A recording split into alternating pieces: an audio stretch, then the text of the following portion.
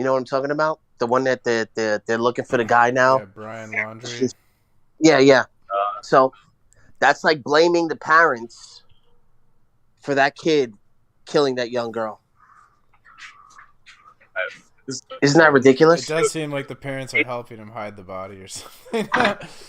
They found the body. Casey Anthony all over again. They found the body. What are you talking about? Or they helped Brian escape. That's what they're aiding and abetting. Oh yeah, sure. Yeah. They're gonna say that now? That's pretty fucked up. The kid comes home, they don't think that he killed anybody. They're acting normal. Right? And now it's the parents' fault. So the parents should know that their son is a killer? I mean, who the fuck wants to admit that? No one. But when the FBI, right, 4 suits, right? Right? 4 suits, 2 questioning you, 1 covering the back door, 1 covering the front door, right? What are you going to say? You're going to have to admit the fact that your son is a murderer. There is no other way. You're going to have to accept the fact that you don't have that choice in what your son chose to do with that female. That was his choice. Oh, and trust me, the FBI, they will make that known to you because they will let you know if you had anything to do with this case and you want to lie to us and we find out you're lying, you're going to fucking rot in hell with him. And that's called a cell. I don't remember the name of the psychological term for that, but it's almost like a parental regret, where it's hard to even conceptualize the fact that they quote unquote failed as a parent when it comes to parents dealing with their children being murderers. John Wayne Gacy was an example of that. What's his name? Fucking Bundy. Bundy's another example. Oh, you are hungry. I can give you food. Did you know that? Listen, there's very few cases where a federal agent goes to court to testify that says that what he said was wrong. So, call it a jihad, call it a fucking, call it whatever the fuck you want. It doesn't really matter. I mean, what are you going to say to a Fed? Go fuck yourself? Well, he's going to say, all right, I got that recorded. At 2:52, he told me to go fuck myself. This is going to help you out in your case. Go ahead. What else you got to say? Yeah. Because anything you will be used against you in a court of law. Yeah. But, it's crazy. Like, there's a lot of parents that do the job right. They're good parents. They got 5 kids that are successful, and then one is just fucking weird, fucked up, hurting people. And I think it's important that, sometimes parents aren't to blame. We want to blame, they must be the parents. It's like, not always. Some people are just fucking weird. Oh, yeah, look at Son of Sam. Son of Sam's a good example of that. Yeah, but he lied. He lied and said there was a dog telling him what to do, and then later on he admitted that he was just full of shit. Yeah. Yep. He was technically a psychopath, if I remember correctly. He was no. He was salty. He was salty about a girl giving him herpes, and he went around and basically killed every girl that looked like the girl that gave him herpes. And if you don't treat herpes, and if you don't treat herpes properly, you do go insane. Yeah, that and gonorrhea is like that too. What the fuck kind of disease is that? There actually did. There's. I don't know if you guys have seen the British guy on YouTube. He cannot remember after about 6 seconds or 30 seconds or something like that. Then he forgets everything. But yeah, that virus caused that, went into his brain and destroyed his long-term memory center. Robin Williams went through the same thing, right? Robin Williams. I thought he had. No, he had like the other disease. What was it called? The mental degenerative disease. No. Alzheimer's? Parkinson's. No. Robin Williams. No, Parkinson's. No. Robin Williams had Lewy body dementia. Same thing. No, it's not. Yes. And that's a result of him having a long-term issues with herpes. And he actually has 3 court cases where he had to pay out people that he gave It's herpes not from to. herpes. That's not from herpes. All right, well, why don't you look it up? I can look it up. The Lewy body dementia is not from herpes. Well, it definitely helped. There was Okay.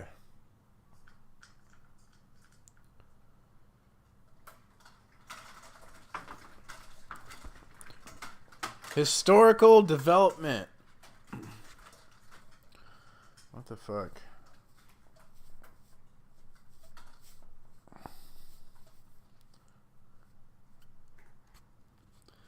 Primitive technique. It is scarcely possible to give here a history of technique in its universal aspect, as we have just defined it. We are only now beginning to know a little of the history of mechanical technique. It is enough to recall the works of Andre Leroy Gourhan, Richard, I can't pronounce that shit, Mark Bloch, and others. But the full history of technique has yet to be written. My book is not a history. I shall speak in a historical vein only when it is necessary to the understanding of the technical problem in society today. Technical activity is the most primitive activity of man. There is the technique of hunting, of fishing, of food gathering, and latter of weapons, clothing, and building. And here we face a mystery. What is the origin of this activity? It is a phenomenon which admits of no complete explanation. By patient research, one finds areas of imitation, transitions from one technical form to another, examples of penetration. But at the core there is a closed area, the phenomenon of invention. It can be shown that technique is absorbed into man's psychology and depends upon that psychology and upon what has been called technical motivation.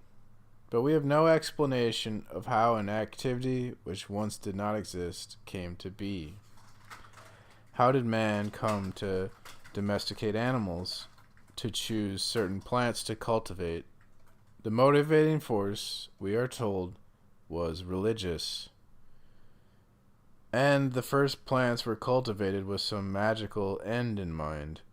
This is likely, but how was the selection made? And how did it happen that the majority of these plants were edible?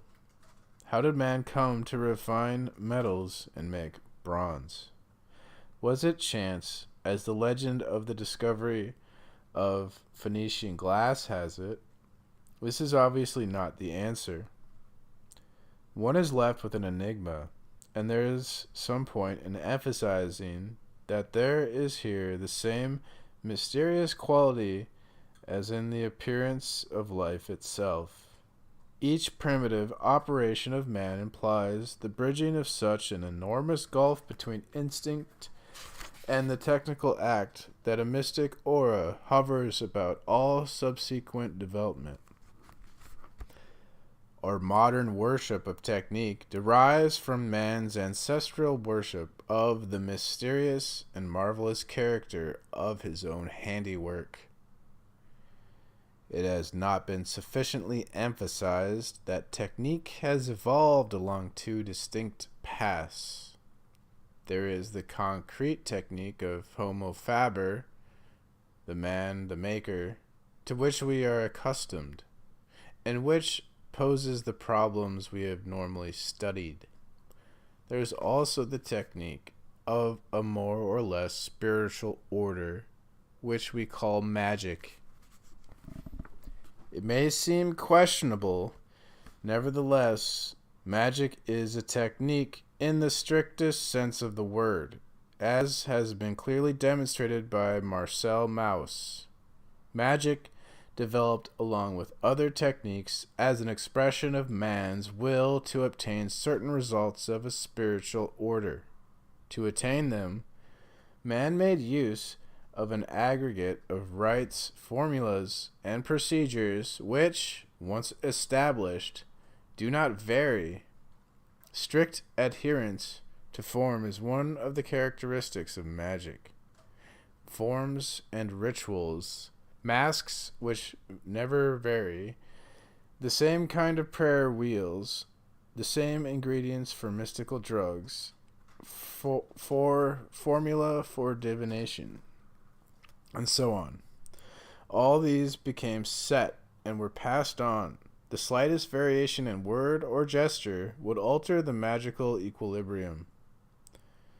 There is a relationship between the ready-made formula and a precise result. The gods, being proportioned, obey such an invocation out of necessity, all the more reason that they be given no opportunity to escape compliance because the invocation is not correctly formulated. This fixity is a manifestation of the technical character of magic. When the best possible means of obtaining the desired result has been found, why change it? Every magical means, in the eyes of the person who uses it, is the most efficient one. In the spiritual realm, magic displays all the characteristics of a technique. It is a mediator between man and the higher powers, just as other techniques mediate between man and matter. It leads to efficacy because it subordinates the power of gods to men, and it secures a predetermined result. It affirms human power in that it seeks to subordinate the gods to men, just as technique serves to cause nature to obey. Using the word technique a lot, so I will define it. Okay.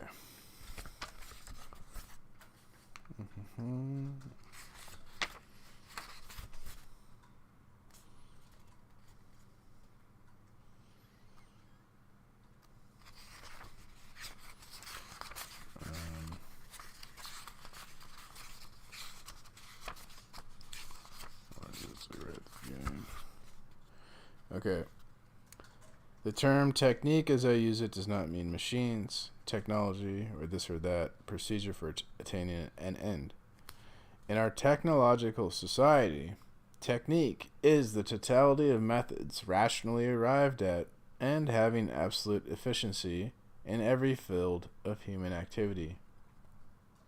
Technique is the totality of methods rationally arrived at and having absolute efficiency in every field of human activity.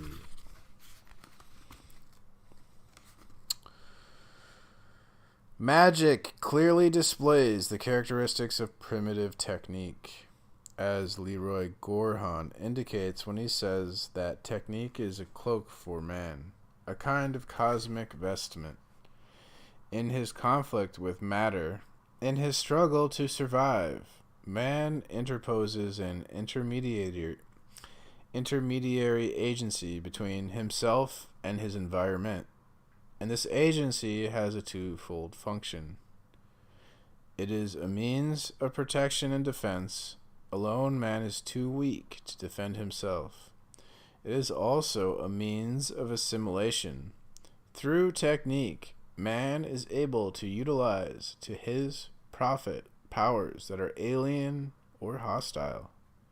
He is able to manipulate his surroundings so that they are no longer merely his surroundings, but become a factor of equilibrium and of profit to him. Thus, as a result of technique, man transforms his adversaries into allies. These characteristics of material technique correspond perfectly to the characteristics of magical technique. There, also, man is in conflict with external forces, with the world of mystery, spiritual powers, and mystical currents. But there, too, man erects a barrier around himself. for he would not know how to defend himself by his own unaided intellect. He uses any means that will serve him both for defense and for adjustment. He turns to his own profit the hostile powers, which are obliged to obey him by virtue of his magical formulas. Mason Orsel, in a recent study, confirms this. He shows that magic is basically a scholasticism of efficiency, which man employs as an instrument against his environment. That magic is pragmatic, yet has a precision that must be called objective, and that its efficiency is demonstrated only in certain consecrations or disqualifications. Mason Orsel rightly believes that magic preceded technique. In fact, that magic is the first expression of technique. Plainly, we have had two streams of technique from the very beginning. How does it happen that we never take cognizance of the second? There are a number of reasons. We can leave aside the causes that come from modern psychology, because we are obsessed with materialism and do not take magic seriously. It has little interest for us, and we are unaware, even today, as we study technique, the techniques that relate to men, that we are drawing on the great stream of magical techniques. But this neglect is due as well to objective causes. In relation to purely material factors, it has been demonstrated that every milieu resists imitating the techniques of another social or ethnic group. Surely, this resistance was much stronger in the realm of magical techniques.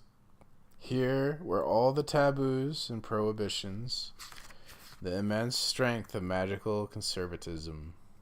Then, too, whereas material techniques are relatively distinct and independent of one another, magical techniques are rapidly elaborated into a rigid system. Everything is of a piece. Everything is dependent upon everything else. Consequently, nothing can be meddled with, nothing modified without threat to the whole structure of beliefs and activities. Hence, their weak expansive power and their strong power of defense against alien magical techniques. So, it's hard for magical techniques to spread, but they offer a strong defense against invasive or other magical techniques. The realm of magical practice is limited, and there is little or no diffusion. Propagation begins with spiritualist religions, which are not bound to special magical rites. There is, then, no possibility of choice between different rival magical techniques. Yet expansion and choice are decisive factors in technical progress. There is no real progress in the realm of magic. Here lies its fundamental difference. There is no progress in space, no progress in time. Indeed, the tendency of magic is to regress.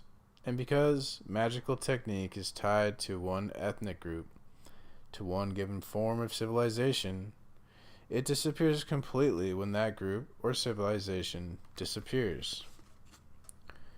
When a civilization dies, it transmits to its heirs its material, but not its spiritual apparatus.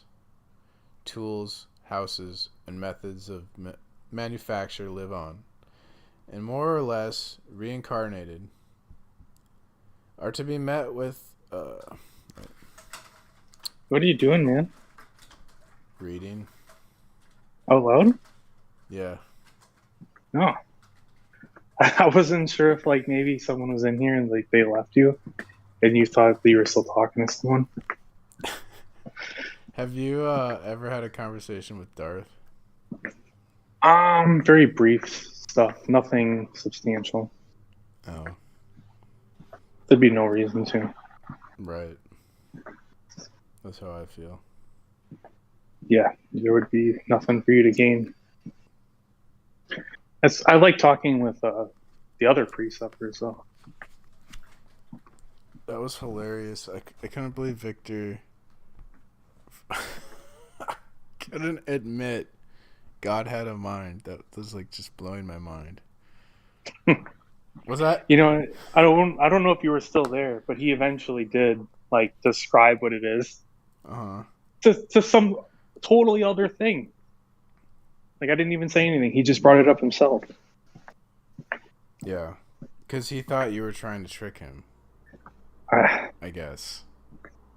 You know, I don't know if it's because he's just like used to being attacked or something. Like, it's not. I don't know why people think that. I was doing it to Rabskull. I was like, "Hey, check out this argument. What do you think about it?" And he was like, "No, I have a problem with this and that." And because Rab, like the way he talks is like super fast. And I was like, "Dude, slow down. Like we could work through it together. If you have like the things that you're bringing up aren't like real objections. They're just like you're not understanding it right now. So let's just like go through it, and then we can kind of work through what the objections are." And he's like, "Oh." He was so used to like having to fight against everything. I was like, "Dude, I'm an atheist. We agree that this isn't good. Let's find out why." Like you want to correct your own side. Like even if you have people that agree, if they come to the conclusion poorly, you still want to correct that. Was I being a dick to Victor? Like, did I deserve to be muted? Oh, he muted you? Yeah. I didn't notice. Sorry, man. I would have unmuted you. Not in his room, but when you moved. Oh, I moved and then I got unmuted, so I mean, it doesn't matter. But I just thought it was like ridiculous he muted me. But oh, yeah. Victor's very. He's gonna push traffic away from his room, I think, and it's actually already happening. Yeah, I don't know. It's weird. Not my problem. I don't really care. He's not exactly someone that I'm going to gain a whole lot of information talking to. Yeah, I don't know. I guess he's like really just trying to convert people to Christianity, and that's the only reason he's here. But like, yeah, but if you don't even know how to do it, like if you can't answer really basic questions because you're afraid of how people might attack it, which is the whole reason why some people are on here, then what the fuck are you doing? I felt like he was being a coward, and I think he was, and for no reason. As like a Christian, we shouldn't act cowardly. I feel like so it was like it bothered me. First, it's like one of the very few verses I know. 1 Paul, be ready to defend your faith.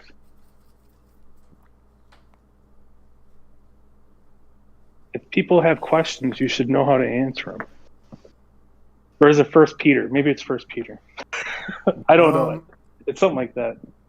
That verse was about like basically what was going on is back then people lived in really like shitty conditions and people are kind of miserable. But like Christians were like crazy, so they'd be in these miserable conditions with a smile on their face and happy and laughing and stuff and being joyful. And so people would be like, "What the fuck? Like, why aren't you sad and miserable?" And then they would. Then we're supposed to tell them about like because of Christ. That's what that passage is about. It's not necessarily like, you have to defend your epistemology or something. No, there's a like a very specific one that definitely says that. Yeah, I know. It's it probably does say just that. not the one I'm saying. It is the one I'm talking about. It does say that He's talking about you're supposed to tell them about how you can be. That's what he's talking about. It's to.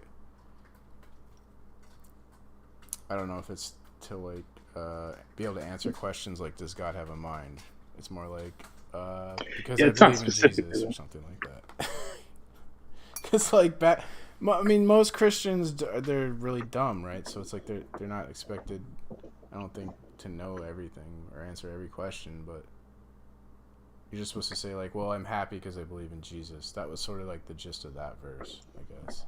Let me see. If 1 Peter 3:15. But in your hearts honor Christ the Lord as holy, always being prepared to make a defense to anyone who asks you for a reason for the hope that is in you. Yet do it with gentleness and respect. Let's see here. Yeah, but in your hearts revere Christ as Lord, always be prepared to give an answer to everyone who asks you to give the reason for the hope that you have. But do this with gentleness and respect. Yeah, I mean, that's pretty much. I remember looking this up because Christians would bring this up to me and say, like, you have to be able to answer every question. And I'd be like, does it really? Well, that's ridiculous. But I didn't think I was asking a very hard question. I didn't think it was very controversial. And the thing that really bothered me was I didn't even like commit him to that specific thing. I asked him what he thought about what God is, like what are his properties. And then I was like, well, like a mind. Like God has a mind. Okay, here's like because we were talking about fucking time and if he's immutable or not. Oh yeah, I think he changes. That's another thing. Because and that's fine. In the Bible, he changes. Like there's 2 covenants. I don't know. Things change. I think biblically it looks like he changes, but like philosophically it makes more sense that he would not. But right, you have to be able to reconcile both of those things. So that's what I think. The only reason people say he's immutable. I don't know what the answer is. The only reason they say he's immutable, from what I understand, well, I'm basing this on Jacques Ellul, so but I mean he's a decent scholar in my opinion. He says that it's in the Bible, it's the God changes, and biblically he changes, but the classical theism and philosophy, they don't like that, so they made him immutable. Mm-hmm. There are a couple of things where the Bible says like he doesn't change his mind or something, but I don't think that. I think they stretched that to mean that he never changes, but that's not really what it meant. Yeah, and you can have either view. It just means that there's going to be like conclusions that you can't have. Like if you think that he changes, it kind of rules out divine simplicity. Here's a explanation of that verse, that 1 Peter. Okay. It says, when we set apart Christ as Lord, it will change us. Peter says those who observe us will notice the difference. That difference is hope. Even in the midst of our suffering, our hopefulness should be apparent. So Peter instructs us to be ready to answer the question our life should inspire. How can you be so hopeful in such difficult circumstance? Peter anticipates people will become curious. Hopefulness and joy are starkly different from the normal human response to suffering. So much so that people will be eager to understand it. What will we say when they ask? We must be prepared to give our defense and make the case for our faith in Christ. We need to reject the cultural pressure to keep our beliefs to ourselves. Instead, believers should openly share the good news, redemption through faith in Christ. The Greek word translated make a defense or give an answer is apologian, from the root apologia. This is not related to the English word apology when one expresses regret, but rather means justification, to answer back or reasons. That's the source word for apologetics. Mm-hmm. Yeah. Interesting. Apologia. Yeah. So I think it's like you're supposed to just tell them about the good news and how Christ gives you hope and happiness, rather than like explain like God has a mind and stuff like that. I don't know. I think that's what it means, but well, obviously you can interpret it a lot of ways, but yeah, I don't think if someone asks you what I think is probably a pretty easy question, that it should be hard to answer it. No. Even if he thought that it was going to lead to some trap. Dude, there's not a single question that someone couldn't ask me that I would be like, oh, I'm scared to answer that. If I don't know, I'll just say I don't know.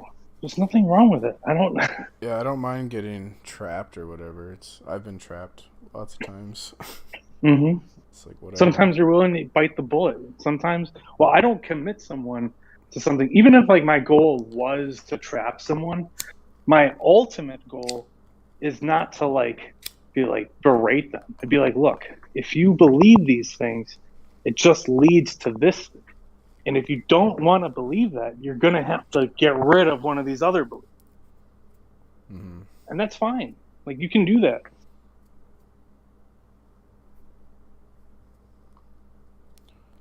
There's nothing wrong with changing your beliefs. I don't understand why that's like so scary to people. I don't know. Yeah. There's certain things that like I guess would be intimidating for me to find out weren't true. Like if the earth was flat. I think that would be intimidating to me. Because all the other things that I believe about things regarding that would have to be wrong. So it would require a lot of rethinking.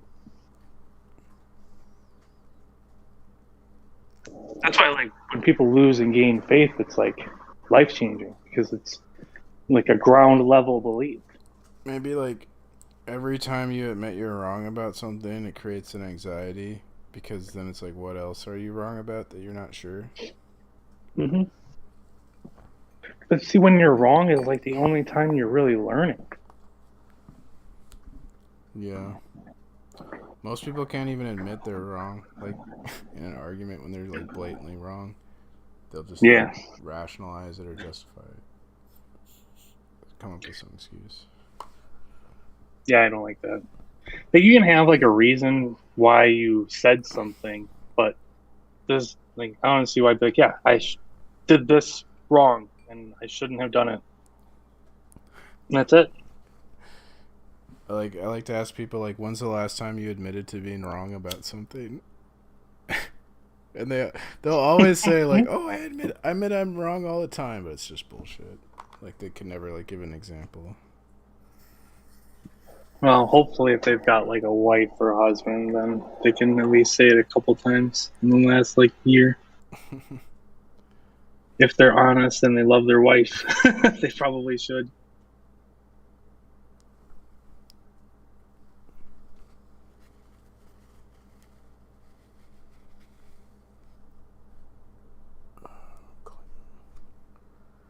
Yeah, I was just reading a book here. I just thought people were gonna join and like troll me, and I was gonna fuck with them. That's what happened last time.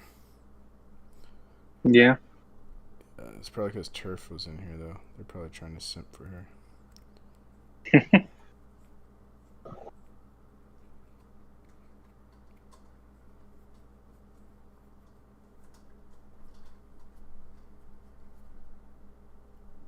think they're barking up the wrong tree with Turf.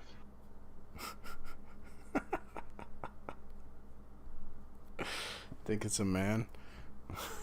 No. I just don't think she's gonna give it up. She's funny, man. Not to some guy on the internet. Oh yeah, I like her. I love her. She's hilarious. She's a troll, though. If you were gonna talk to Darth, what would you talk to Darth about, even? Probably not. I probably would just ask him questions like I wouldn't want to do the typical like, what do I believe thing. I'm just curious what he believes. Like I already know what I believe, obviously. Well, I know a lot of my beliefs. There's probably some I've never even thought about that I probably hold a belief on. But like I remember asking him like, what does the truth mean in JTV to him? And he said it's that which comports to the mind of God. I thought that was pretty interesting. That what comports to the mind of God. It seems like whenever I ask him a question, I try and like pick his brain. He always like answers in a way that has to do with his like precept. Like he'll always go, "Oh, Well, that doesn't matter because God is the necessary precondition for all like works everything back to that. So I could never I could never get anywhere with him. I don't know if they just don't realize that anybody who would reject anything that they think is just a precondition is just going to not accept their argument. And then they're going to be like, look, we have time. And you have to have God in order to have time. And someone who's like, yeah, well, we don't actually have time. They're just going to reject their argument anyway. Isn't it always? Can't you always reject the premise? Is there any like argument with the premise that like no one? Hold on one sec. I got a phone call.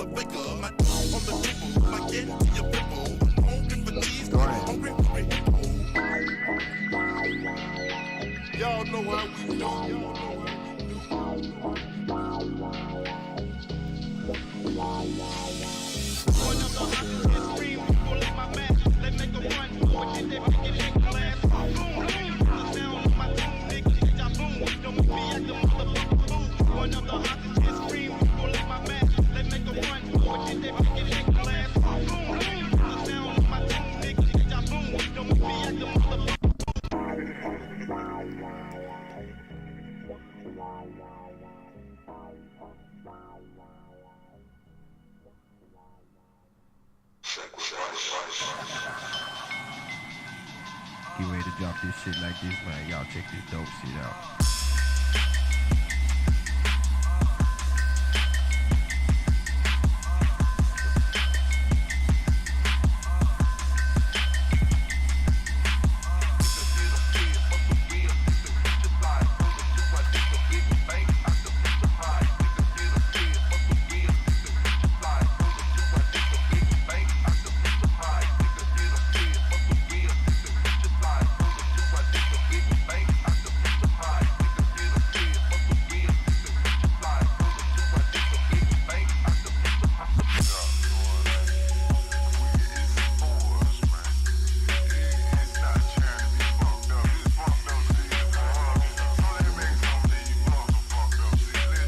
That's something I've been trying to look at, and there's just one killing ad hoc.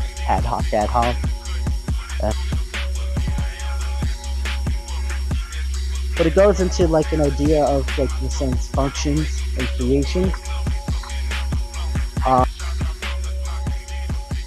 Good morning, Mr. Lizard. How are you this fine Tuesday morning?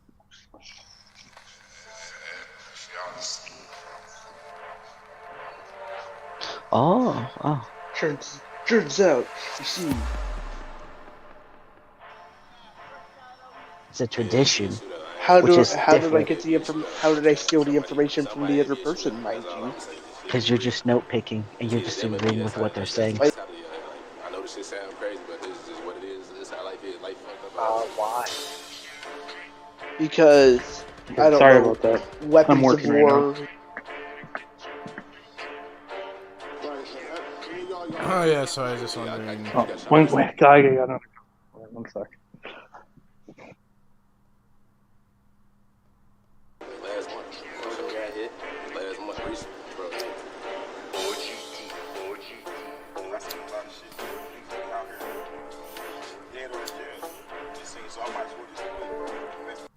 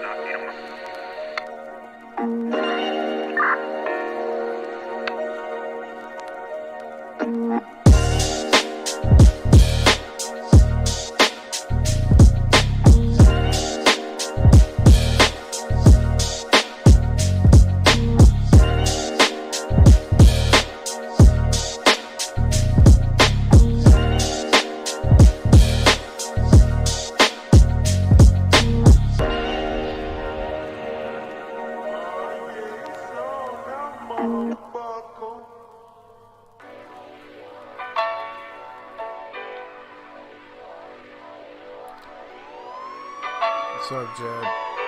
I was just reading about. Dude, oh my god. Just had like 3 things happen all at once. Oh my god, you had to work? Your job? Yeah, they're making me work now. Okay, so you wanted to know something about rejecting premises, right? Okay, yeah, it seems like you could always reject the premise, right? Yes. Yeah. But premises are based on phenomena. So supposedly you would the normal examples like Socrates is a man. Like you could reject that he's a man, but you're gonna have to have some sort of explanation as to why you don't think he's a man. Right. So yeah, you can reject any premise you want, but there's gonna have to be an account for why you think that's not the case. They always go into that shit where like, oh, you can't trust your senses. Maybe he's not a man, or Sure, but then you have to provide an. Well, if you're gonna just claim skeptical every time, then what you're really saying is you're agnostic towards everything. Isn't that kind of what most people do when they're arguing in this universe? They just kind of do that shit. Sometimes. It depends on if you're on defense or offense, because if you're defending, you're going to be taking the skeptical scenarios, where if you always appeal to something outside of the system that you're using to evaluate the claim, if the claim is just the ball is on the table and you use your eyesight to determine that, and they're like, well, how do you know your eyesight works? Well, how else will you appeal to it? You're going to have to appeal to, like, maybe you touch the ball. Then you can use your non-sight to determine that the ball is there. But if it's literally just going to be all your cognitive faculties in general, then there's no way you could determine it. Then it becomes an underdetermined. Right. For those kind of scenarios, there's just no way you can know. It would just be like, how do you know you're not in the Matrix kind of thing. Yesterday, I presented an argument for the transcendental argument for God, and I did I copied something I heard Jay Dyer said about like, the transcendental. I don't know. You probably understand it better than me. Like it's they're like these. A transcendental is a category of things that are not part of the physical world, right? Like math or. So then I use time as an example. Universal. Yeah. Yep. There's lots of things. So I use time as an example. So I'm saying like time is, we can't empirically really experience time. It's not part of the physical world. Like you can't go to the past empirically, right? So the past only exists in the mind. The universe has a past, therefore the universe has a mind. That would be God, right? That's sort of the argument. And then London said, that's bullshit, B theory of time. But does B theory of time, I don't think that, does that negate my argument? Because I thought my argument has to do with basically time being immaterial rather than like, it's not. B theory would more. It doesn't refute it. Wouldn't B theory more like refute the Kalam argument? No, well, okay. So arguments only work against certain people.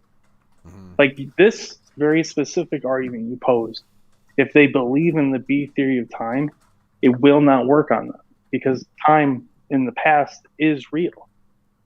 It is a place that you can go. It exists right now.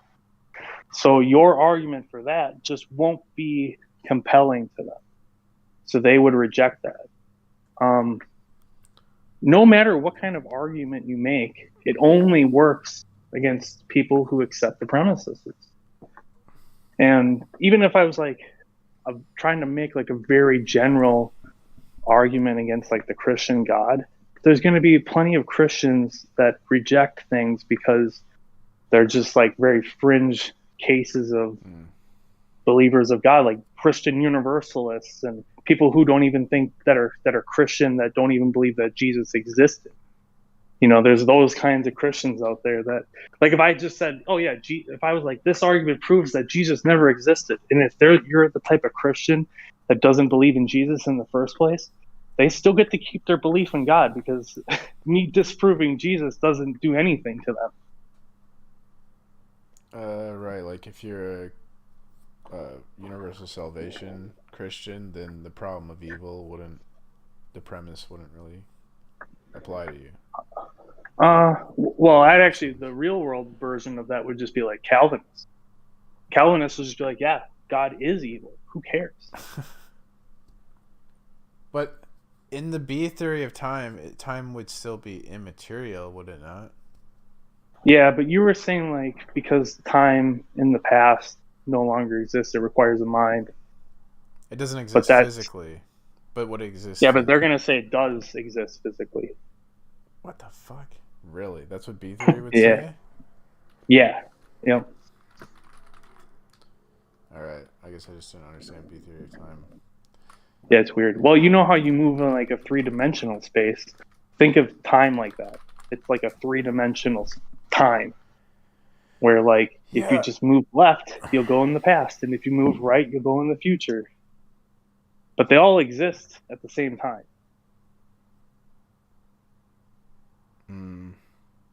The only thing that they have to account for that's really weird is why does it feel like it's linear? Like, why does it seem we only have access to one portion of this slice of time that we're experiencing? I guess if you believe in B theory of time, then my specific tag argument wouldn't work, but there are other tag arguments. It wouldn't debunk like the laws of logic or whatever. Yeah, so they're going to need logic. But then he could just whatever premise. So then, like, if I used logic instead of time, then he could just reject that premise or whatever premise. It doesn't matter, right? Like whatever premise I come up with, they can always reject it, though. So yeah, but like I said, Can I that's just with ask every what argument. are you talking about specific? Albedo, can I just ask what you're talking about specifically? It's more like he's just asking about like arguments in general. Like if someone can always reject the premises as if they don't believe it. And he gave a example of like this tag argument he created where like time only exists in the past in the mind, therefore like it requires a mind to have the past exist at all, or the past does, like, I forget what you said. Yeah, that's essentially it. Yeah. Like a B theory. That's not a tag argument. That's not I know a tag that. argument. It doesn't matter. The point would be is like someone who's a B No, theory it is is a going to tag. think that the past does exist right now.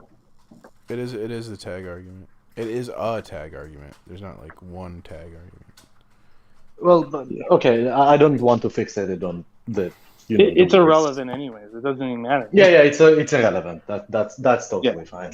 It's just about the structure of the argument itself. Yeah.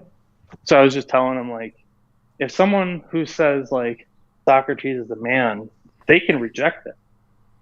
They don't have to believe that Socrates is a man. But if they do, like the standard, Socrates is a man, men are mortal, Socrates is mortal, they're not going to accept the conclusion. But they'll still need to explain why they don't have that belief, supposedly. Like, why does it seem like we're all the same species? Why did he look like the same? He looked like a human. He acted like a human. They're going to have to provide an account for it. If you say all men are mortal, could I say disagree? I could say, well, Jesus was a man and Jesus was immortal. Yeah, in a way, you probably could use that. But this argument, well, the man one. Yeah, actually, if you're a Christian, you might actually reject that. Yeah. The second one. With Socrates being a man, I guess there's the whole like, was it Diogenes that made fun of Socrates' man because he described a man as being that which is bipedal and featherless, and then Diogenes like plucked a chicken. And I was like, behold, Socrates is man. Yeah. Yeah, that's funny. That's like a problem of like the definitions. Yeah.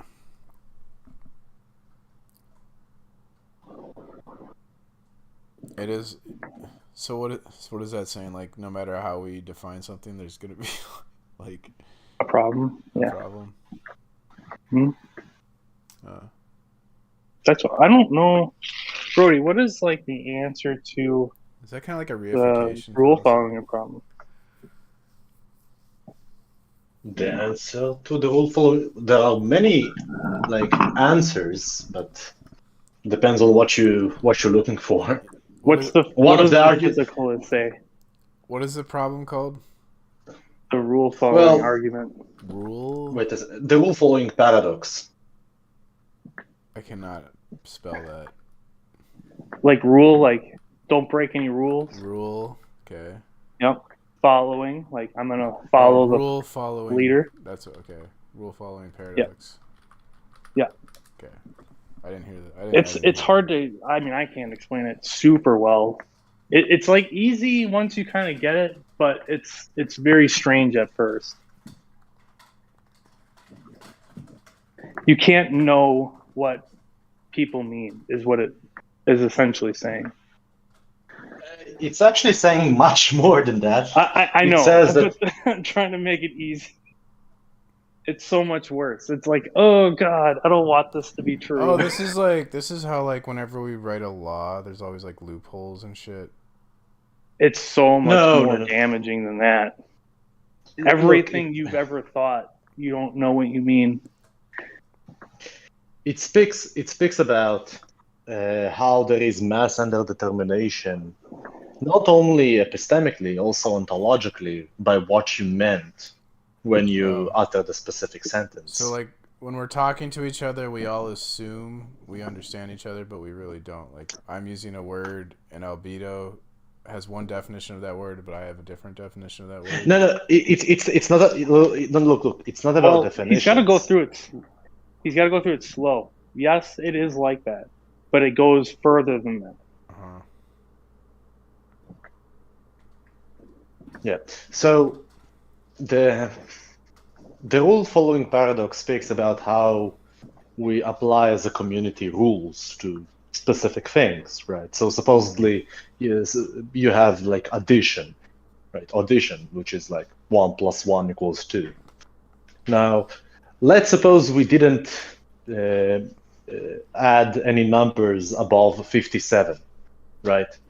And then you say, like, someone asks you how much is 60 + 60, and you counting the numbers and following some kind of rules that you think are valid to the question, and you say 120, and the skeptic come along and say, no, the rule is only applied to numbers below 57.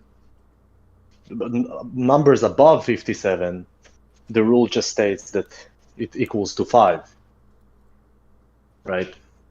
Now, what kind of an objection you can raise to the skeptic, right? Why would you say that this is the rule applied to numbers above 60, supposedly?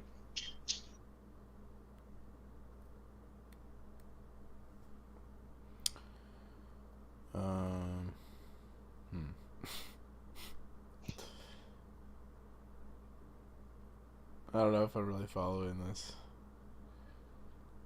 Look. See, this is why I wanted to go slow. Yeah, let's suppose the skeptics think about quaddition, not addition.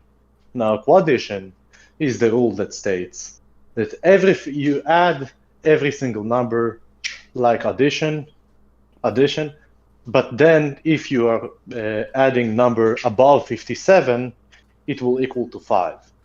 Right, so 1 + 1 = 2, 1 + 1 also equals 2, right? 56 + 56 equals to 112. 56 + 56 also equals 112. But 60 + 60 equals 120, and 60 + 60 equals 5. What is right? quas? And Quas is just a word for this other rule that's very similar to plus. Quaddition. They just make it's like Jesus and Shmeezus. Okay. It's plus and quas. Yeah, it's like that. Yeah. Now the skeptic come along and just says to you, no, you applied the rule incorrectly this time, right? Because the rule is that for every numbers above 60, it is equals to 5. Now, what kind of asymmetry breaker you can raise to the skeptic that's to show him that this rule is incorrect? I have no idea. Now, the question is much more deeper than that, because the skeptic can ask you, say to you that you applied the rule of quas before that. You are just changing the rule right now. Right. So, what kind of an answer you can, like, what kind of a fact you can point to that when you did those equations, then when you answer those equations, you apply the rules of plus and not quas. You, not the skeptic. רודי, אחי, מה נשמע? מעולה, מוספיר. How are you, buddy? I'm cool, I'm fine. We're talking about the rule following paradox. The rule what? The rule following paradox. Oh, okay. Yeah, please, go ahead. Pimas, are you here? Yeah, I can't answer your question, dude. I don't understand what the hell you're saying. It might be easier with words. Bluefish and blowfish. Yeah, bluefish and Because it blowfish. happens so much more often. Like Now, okay, many when I like say chair, examples with bluefish and let's say bluefish and blowfish, right? But I just mean like the fun. equivocating. I think we're No. This is equivocation all the time. No, it's not an equivocation. The bluefish blowfish speaks about how you constructed a specific machine or a robot that will just Welcome back that to you know that will Cardanes.org and just happy Halloween! Today we're going to be looking pick at up bluefish from the. Kripkenstein! Now, once upon a time, Ludwig Wittgenstein proposed a paradox for the philosophy of language known as the rule-following paradox. But this paradox was revived by Saul Kripke when he read this paradox and developed it into a serious skeptical challenge for the very idea of meaning. In the view represented by Kripke and his skeptical solution to this paradox were not actually Kripke's position, nor, according to Kripke, were they a position which was meant to correctly represent the position of Wittgenstein. Therefore, in order to explain whose views are represented by this paradox, a skeptical hybrid monster was created, Kripkenstein. And many philosophers will refer to this position not as Kripke's position or Wittgenstein's position, but as Kripkenstein's position. So, the whole debate revolves around something called the rule-following paradox. This paradox was stated originally by Wittgenstein in Philosophical Investigations and expanded on by Kripke in Wittgenstein on Rules and Private Language. The paradox questions whether there is some fact of the world which can make true the claim that someone is following some rule correctly. Under a correspondence theory of truth that's looking for facts about the world to make statements true. There's a debate as to whether Wittgenstein would claim that there is some fact which can make this true, or no such fact.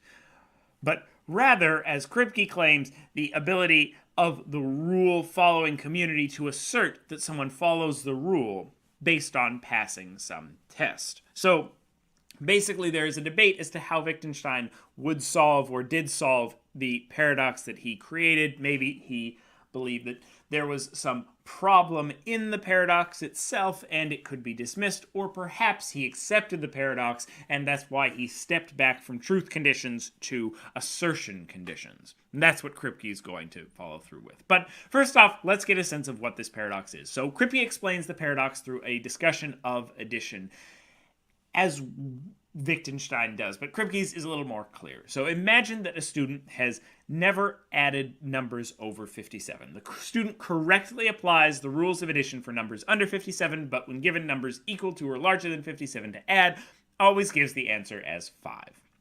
This student is in fact using a different rule. He's not using plus or addition, but rather quus, which acts like plus when the numbers to be added are less than 57, but if either of them is greater than 57, the quum, instead of sum, is always going to be 5. So let's take a look at what this would look like. So we have plus, that says 2 plus 1 equals 3. Well, quus also says that 2 quus 1 equals 3. Well, what about 56 plus 56? That equals 112. 56 quus 56 also equals 112. But here's where things get confusing. 57 plus 1 equals 58, but 57 quus 1 equals 5. Similarly, 100 plus 57 equals 157, but 100 quus 57 equals 5.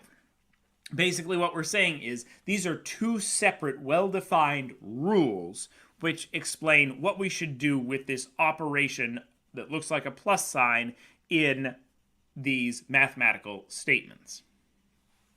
Which rule someone is following can only be determined by actually having them go out and do those math problems. So until you have someone who is using the quus rule as opposed to the plus rule go out and solve some problem with numbers over 57, then you can't tell if that person is using quus or plus. In fact, there are an infinite number of rules that someone might be following instead of addition. Someone might be following the Chuddition rule, which is like addition for all numbers except for problems including 398, 667, which always equal one more than normal addition might dictate. Unless they actually were given a problem with 398, 667 in it, there would be no fact in the world which would determine that they were following chuddition or addition. In fact, since there are an infinite number of possible addition problems and possible rules that we could create based on someone's past behavior with addition, and since no one can do an infinite number of addition problems, there is no fact of the world which can tell us that any given person is following the rules of addition or some other set of rules which is slightly different.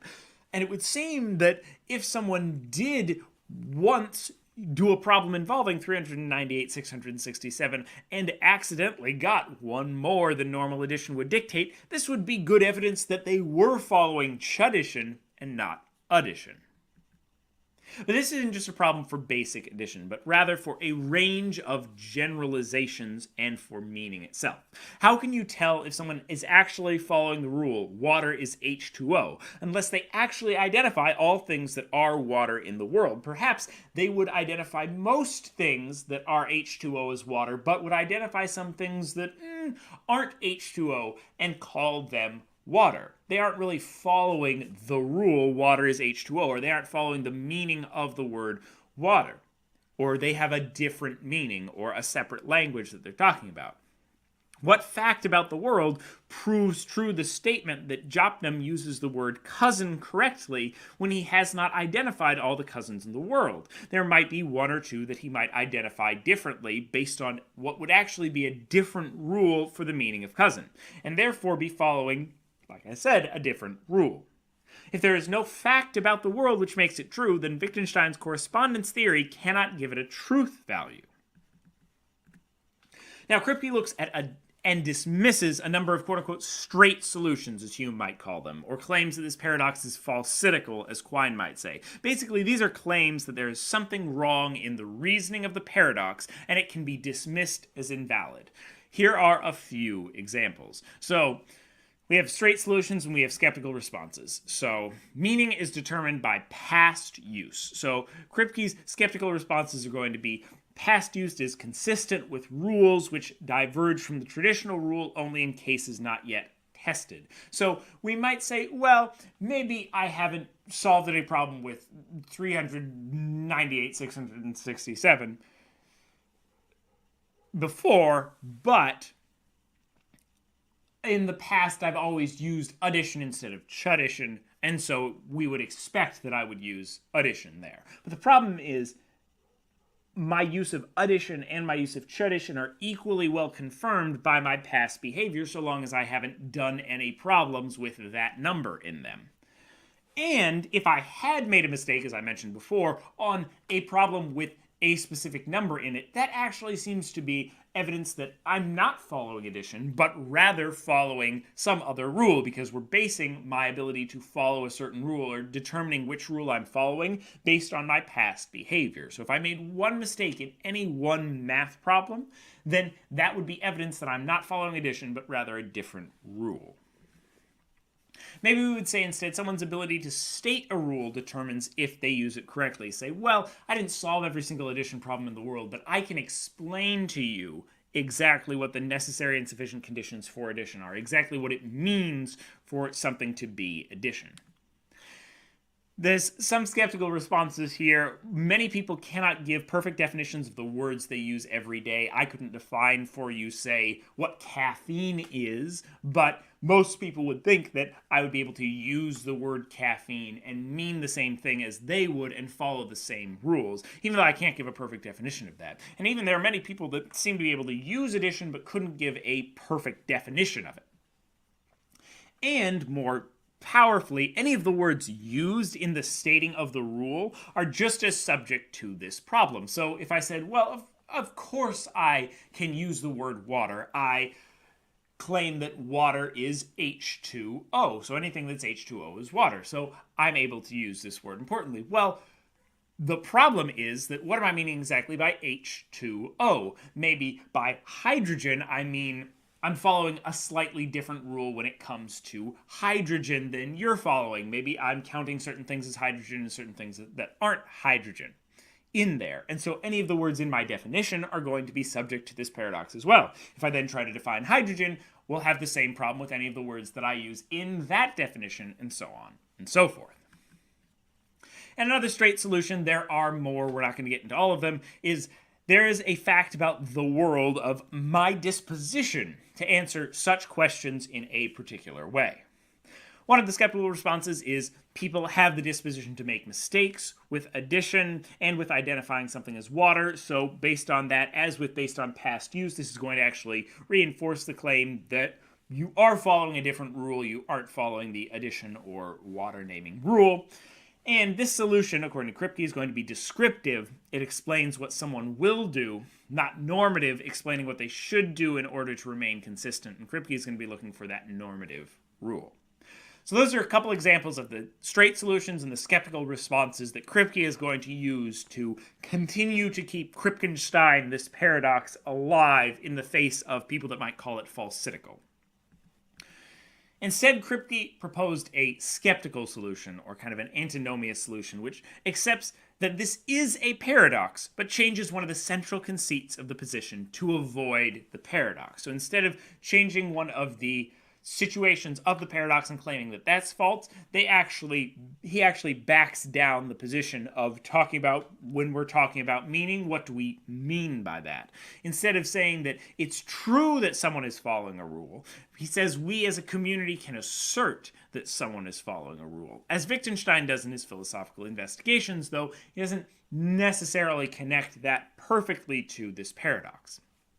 Instead of rule following being determined by some fact in the world, we can assert it as a community based on whether they pass a test that all members of the community must pass, like being able to solve a math problem or being able to identify a concept. So instead of having to test them on everything, we as a community that follows a rule make up a test that says, does a person that would be accepted into this community, if they're able to pass it, we're going to assert as a community that they follow the rule, even if the truth of the matter is that they follow some other rule. Okay? So as a skeptic, I'm worried that such assertions are not sufficient to deal with the bigger problem of Kripkenstein, of not being able to determine if someone is following a rule. And that this kind of glosses over the deep problem that we can't truly say that anyone is using words in the way that they seem to be. What do you think? Is there any way that we can determine if someone is following one rule over another? Does that even matter? And are assertions sufficient to deal with the problems? Keep your eyes out for Kripkenstein trying to steal the truth and meaning of your words this Halloween, and stay skeptical, everybody.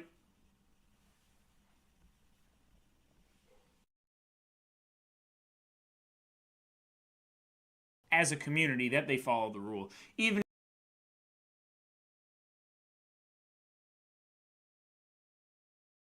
What the fuck happened to Lee Rogers, man? Man, it just piques my curiosity. Live free or die.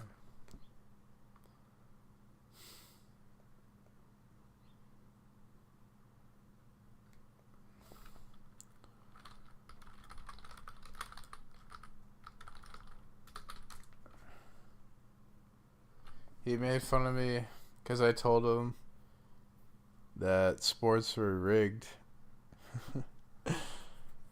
Like, no, they weren't. You cannot rig sports. What the fuck? Why did you say I went crazy?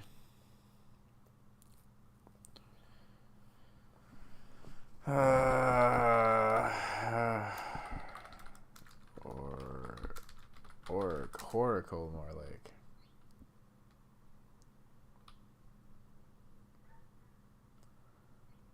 I can't find anything about Lee Rogers, man.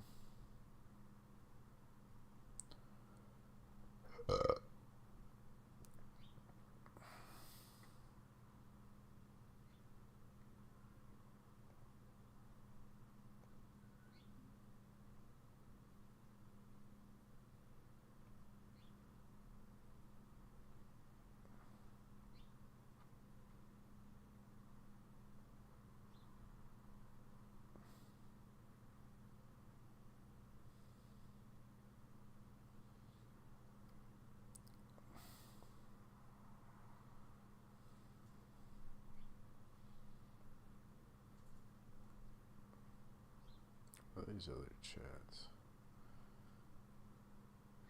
Bible study.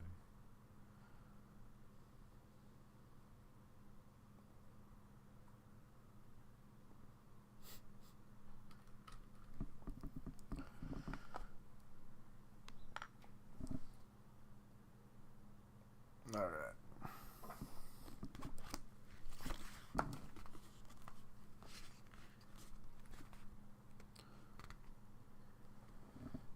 The realm of magical practice is limited, and there is little or no diffusion. Propagation begins with spiritualist religions, which are not bound to special magical rites. There is, then, no possibility of choice between different rival magical techniques, yet expansion and choice are decisive factors in technical progress. There is no real progress in the realm of magic. Here lies its fundamental difference. There is no progress in space, no progress in time. Indeed, the tendency of magic is to regress, and because magical technique is tied to one ethnic group, to one given form of civilization, it disappears completely when that group or civilization disappears.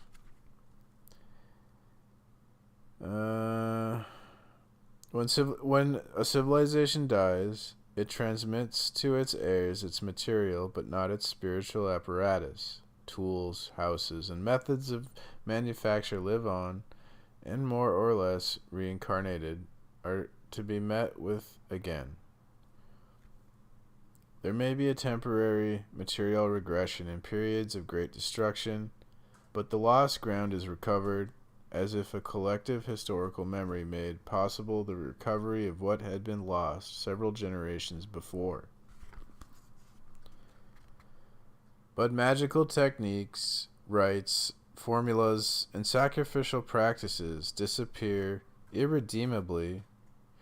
The new civilization will fashion its own new stock of magic, which has little in common with the old. Only a set of generalizations, so broad as to mean nothing, and over-hasty analogies create the belief that magical forms are perpetuated and renewed. Indeed, they live on only in the minds of the initiates, and not in any humans or social reality. Hello? Hi. Am I interrupting? I'm reading a book. What kind of book? It's The Technological Society by Jacques Ellul. It's like a sociology book. Okay. Do you read books out loud? Yeah. Yeah, I think is better. I used to do that. I would like learn stuff easier. Technique is the totality of methods rationally arrived at and having absolute efficiency in every field of human activity. Yes. I'm just going to keep reading. Consequently, a magical technique that is not passed on in time or space does not follow the same evolutionary curve as material technique. There's not a progression of discoveries built one upon the other. Rather, discoveries remain side by side and do not affect one another. There is another factor in the regression of magical techniques: the problem of evidence. In material techniques, choice is relatively simple, since every technique is subordinate to its immediate result. It is only a question of choosing the one that produces the most satisfactory result, and in the material domain, that result can be readily seen. That one form of an axe is superior to another is a judgment not beyond a normal man, in spite of the extreme difficulty of primitive man experienced when faced with such a choice. But with magical techniques, the same certainty or force of evidence does not exist. Who can judge their relative efficiency? Magical efficiency is not always to be measured by a clear material result such as making rain fall. but may have to do with some purely spiritual phenomena, or even with material phenomena over a long period of time. Here, matters are not clear nor the choice easy. The difficulty becomes even more acute when we think about the uncertainty of the reasons for failure. Was the magical technique really inefficient, or was the one who used it incompetent?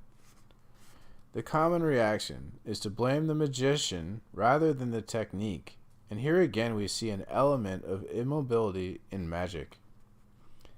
The two great streams of technique, which we have traced from their beginnings, evolved in completely different ways. In manual technique, we observe an increase and latter a multiplication of discoveries, each based one on the other. Well. And Look Matt, who it is. hey, how are you? Hey, Pimas. I'm just. How Reading, are you? I'm good. I'm just reading a book. Oh yeah, what book? The Technological Society by Jacques Ellul. He was a Reformed Protestant. What is it about? It's about sociology. It's about the influence of science and technology on the world. Like. Okay. So, he describes. Interesting. He describes technique is the totality of methods rationally arrived at and having absolute efficiency in every field of human activity. So he's talking about how everything in our society is building towards making it efficient, maximizing costs, maximizing profit, minimizing costs, stuff like that. Making us lazy. And efficiency. Yes. The fact that the society is all about efficiency means it's like inhuman, right? So like they might want to kill off the elderly or something because they view the elderly people as inefficient. Shit like that. Well, that's what we used to do. Well, that's what my people used to do. Oh yeah. And when people got too old and we can't sustain them, there's a thing called Atheist, where they jump off high cliffs when they're too old to sacrifice themselves, so they're no longer a burden to our society. Yeah. So it wouldn't be any crazy idea. Could happen. It's not far away that it was. I think it will. Yeah, I think that's what they want. Well, COVID kind of is doing that in a way. So. Yeah, kinda. Yeah. No. Top. You're not wrong about that. What is it? How are you? Hmm? How are you? Doing better than I deserve. That's how I'm doing. That's exactly how I'm doing. You're a Christian, right? Yeah, I'm a Christian. Yeah. Oh, okay, you don't have a Christian tag. Yeah, because it's only the Armenian or the Reformed. Oh. And I'm neither. You could just put like non-denom or well, it doesn't matter. Well, no, because I'm Lutheran, so they're in the middle. They forget the one tag that's in the middle of it all. There's so many denominations. Yeah. Victor muted me today. Oh yeah? What did you do now? Okay, so he was talking to Albedo, and Albedo asked him if God had a mind or was a mind, right? And Victor refused to say if God had a mind. And I'm like, why don't you just admit God has a mind? Like, every Christian thinks God has a mind. This isn't a like... And he muted me. Yeah, it's okay. He's been muting me also. I just thought that was like crazy. It was like cowardly. He couldn't just admit.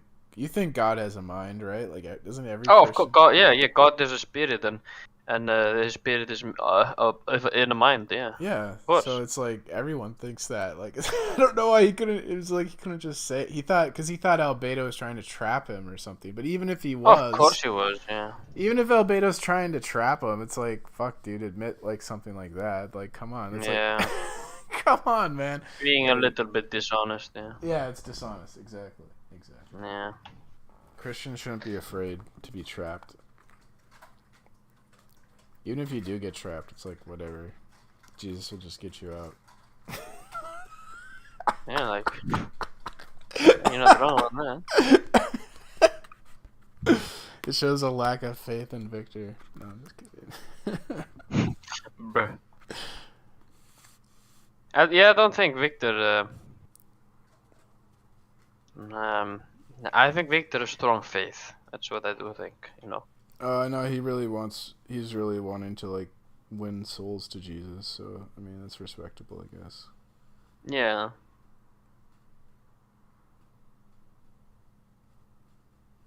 I'm not too worried. I think everyone in the end is gonna... It says, like, every knee will bend to Jesus, right? So, I think at the end, like, when you're in his presence, you're gonna, like, you know, acknowledge him. Yeah, but not everybody will be saved. You'll acknowledge him, yes. Yeah, you hope so, but the scripture clearly says that most people won't go to heaven. Most people will go to hell. Most people are on the path of destruction, yeah. Yeah. And it also says that, you know, many are called, but few are chosen. So. I think it's God's will, though. He wants everyone to be with him. Yeah, but well, yeah, it's a different topic. It's an argument, but still, there will be people where there are gnashing of teeth, and the meek shall be what does it say? What's the? Let me get.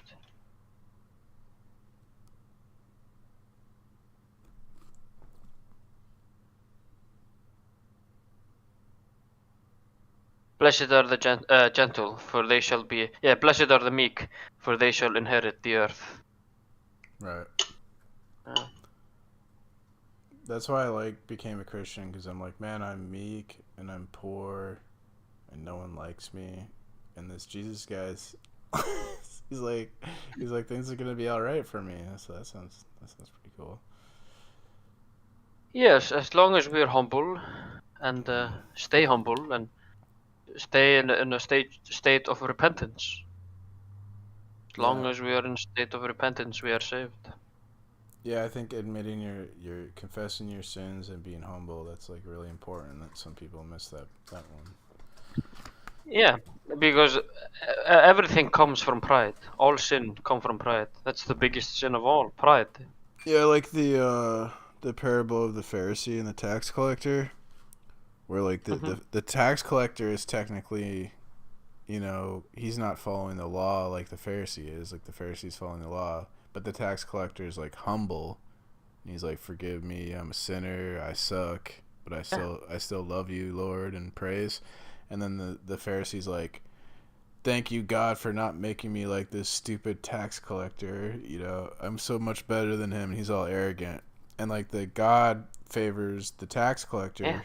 I don't, but oh, I got a phone call. Alright. I'm gonna go to the park. I'll talk to you later.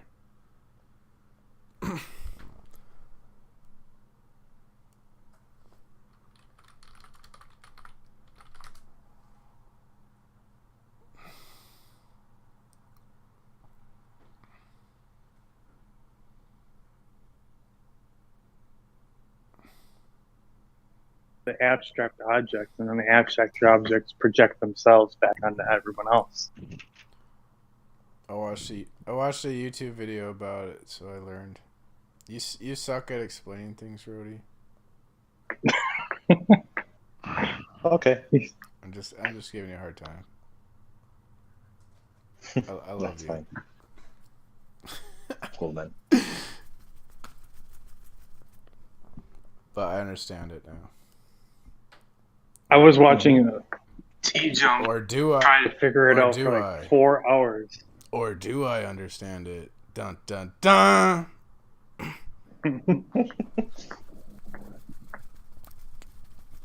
Physicalism refuted.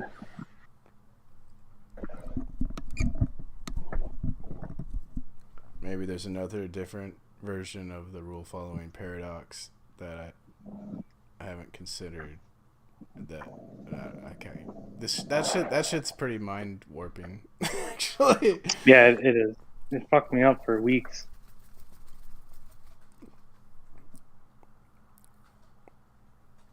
So it seems to have to do with like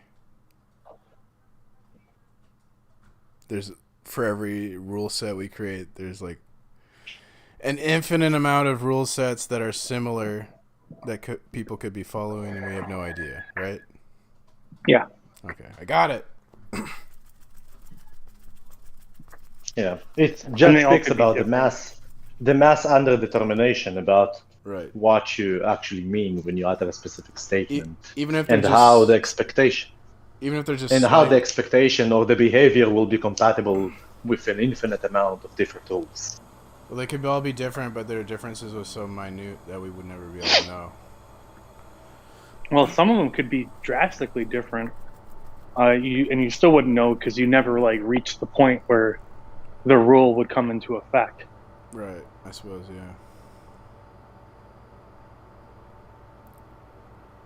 Well, I'm gonna go to the park. I just want to tell you guys I learned about it. So my blackness, bro.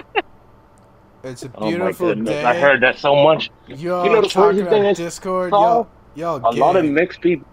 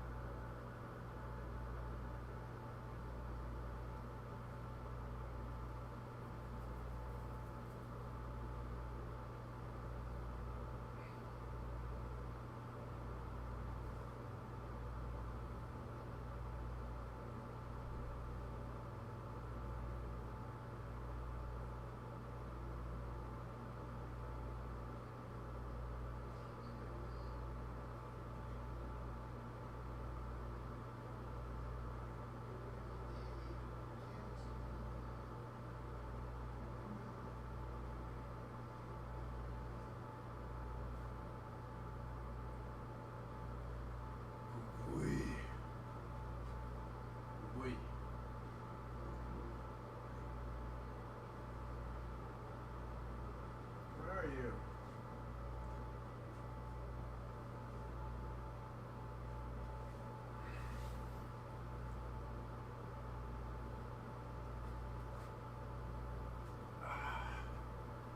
Where's my baby?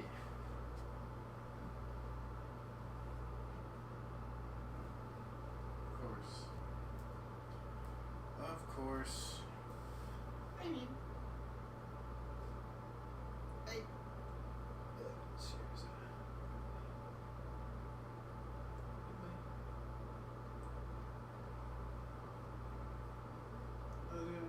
Should I go for a bike ride or should I go play basketball? Probably go for a bike ride. Baby.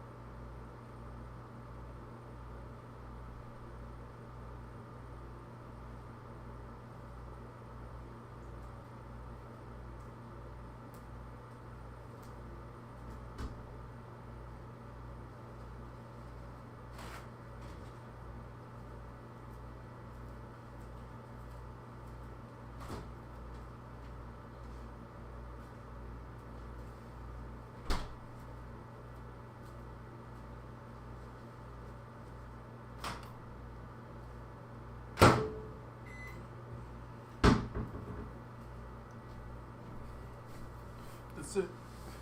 Objects are real. Nate is qualia.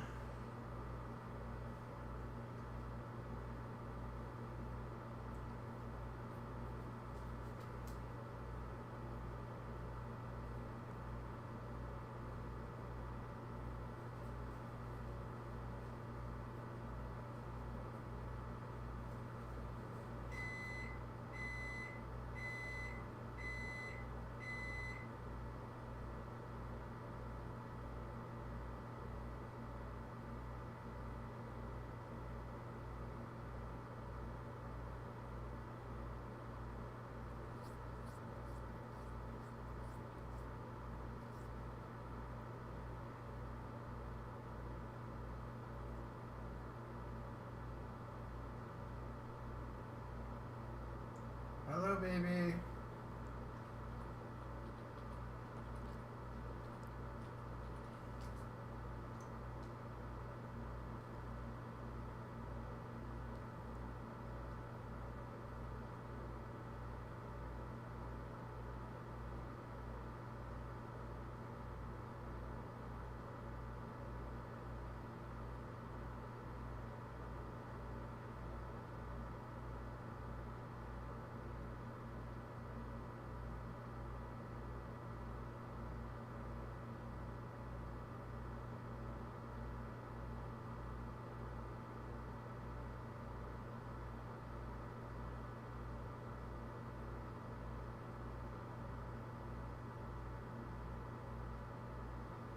Hello and welcome into another episode of Locked On Wolves. This is the post-game podcast. The Timberwolves defeated the New Orleans Pelicans in the preseason opener. We're going to talk studs and duds, the most exciting things in Monday night's game. Only a couple of slight negatives. It was really a positive night all the way around. We're going to talk all things Wolves Pelicans, Leandro Balmaro's debut, the Timberwolves' apparent new look, like legitimate defense. All that stuff is coming up on the show today. You are Locked On Wolves.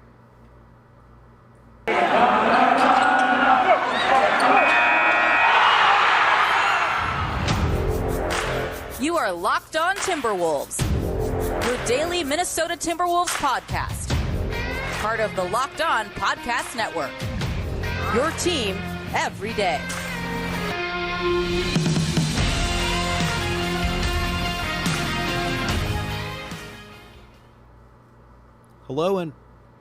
Hello and welcome to the Locked On Wolves podcast, part of the Locked On Podcast Network, your team every day. My name is Ben Beacon. I'm the host of Locked On Wolves. I'm also the editor of Dunking with Wolves, the Timberwolves site on the Fansided Network.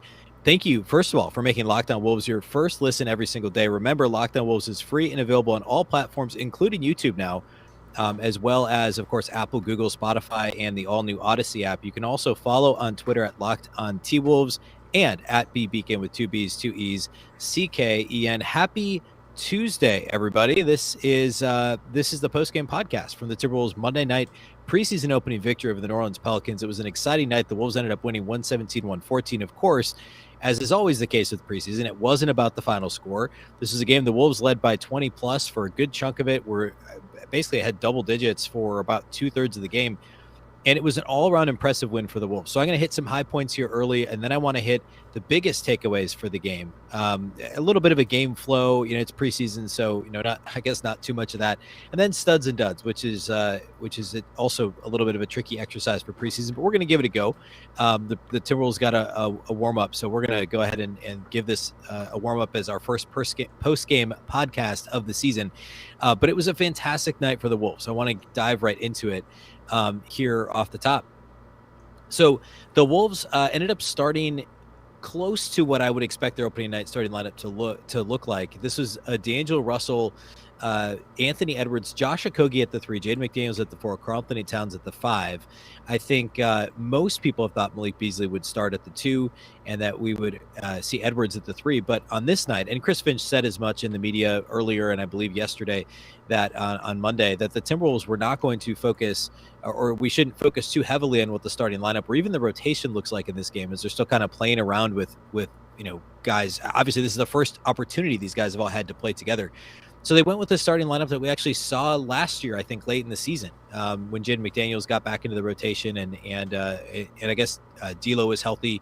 Malik Beasley was out at the end of last year, so it was the D'Lo, Edwards, Josh Okogie McDaniels, Karl Anthony Towns starting lineup, and Taurean Prince was actually the first guy off the bench for the Wolves.